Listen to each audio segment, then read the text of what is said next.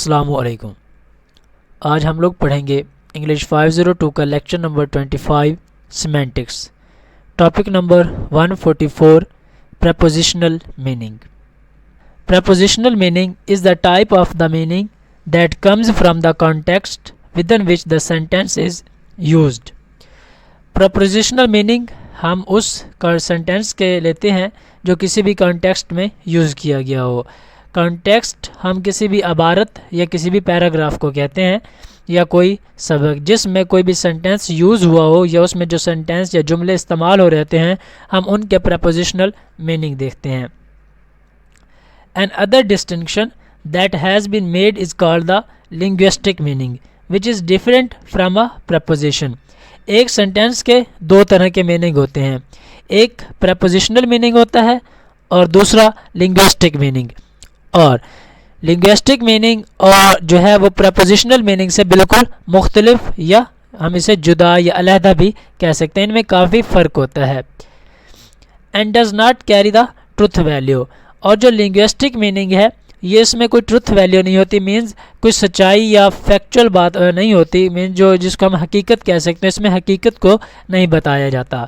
For example अगर हम हमारे पास यहाँ पर दो सेंटेंस हैं, अगर हम इनको देखें, मैरी लव्स कार्ल, ये अब हमारे पास इंग्लिश सेंटेंस है, मैरी लव्स कार्ल। अब हमें इस सेंटेंस की अच्छी तरह से समझ लग रही है। अगर हम इसी सेंटेंस को स्पेनिश लैंग्वेज में ट्रांसफ़र करें तो ये सेंटेंस बनता है मैरी एमा कार्ल। अब जो मैरी लव्स कार्ल है ये हमारे पास लिंग्विस्टिक भी बन रहा है और प्रपोजिशनल भी, लेकिन जो मैरी एमा कार्ल है ये सिर्फ लिंग्विस्टिक सेंटेंस बन रहा है।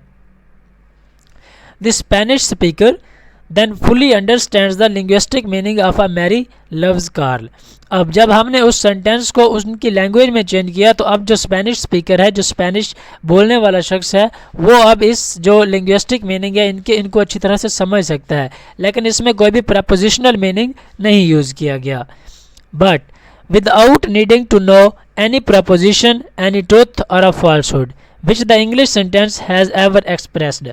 लेकिन इस सेंटेंस में कोई भी हकीकत नहीं बताई गई, कोई भी प्रपोजिशन नहीं बताई गई, मीन्स कि ये बात सच्ची है या गलत है, ट्रूथ और फॉल्सहुड, जो कि इंग्लिश सेंटेंस में इस चीज़ को क्लियर किया गया था।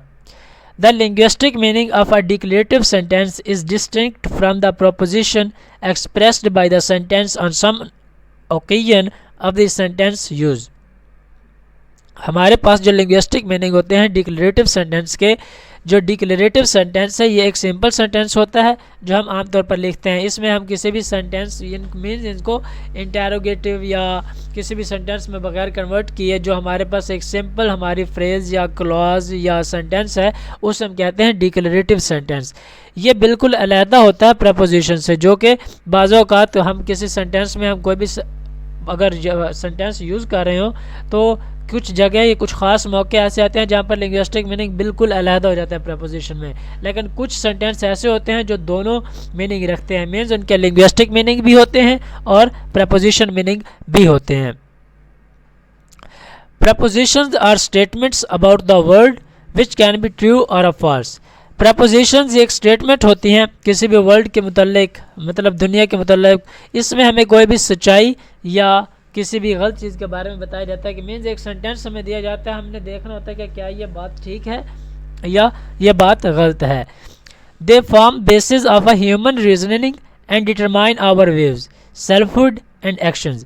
दरअसल जो प्रपोजिशन स्टेटमेंट्स हैं ये ज़्यादातर जो हमारा इंसान है, हम पर ही बनाई जाती हैं, मीन्स हमारे किसी एक्शन पर बनाई जाएंगी या फिर हमारे किसी ख्याल को इनको इस प्रपोजिशन में एक्सप्रेस किया जाएगा।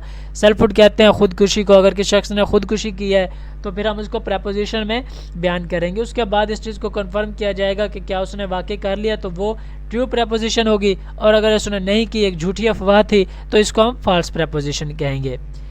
इन linguistic behaviour preposition emerge a complete sentence और क्लॉजेज। हमारे पास जो लिंग्विस्टिक बिहेवियर है उसमें प्रपोजिशन सिर्फ एक वर्ड को हम नहीं कह सकते।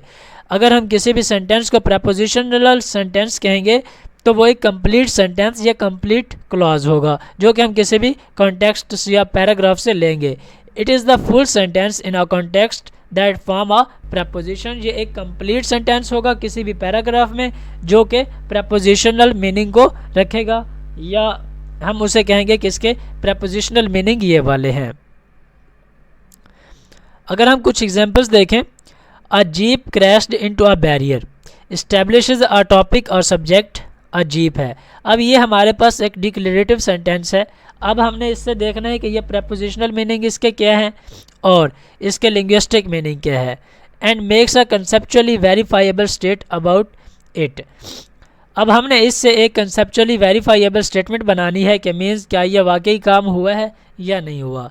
अगर हम इस सेंटेंस को प्रपोजिशनल मीनिंग की तरफ लेकर जाएं तो हम कहेंगे Sarah realises that a jeep crashed into a barrier. अब हमारे पास ये एक क्लास बन रही है, embedded class. Sarah thinks that a jeep crashed into a barrier.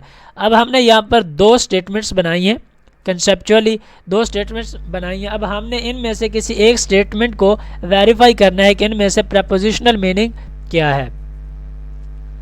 Each of this sentence contains an embedded class.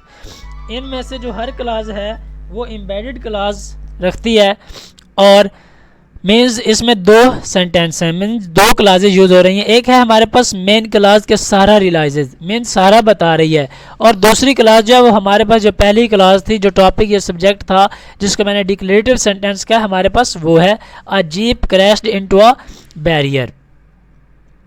The embedded content is dependent on the verb in the superordinate clause.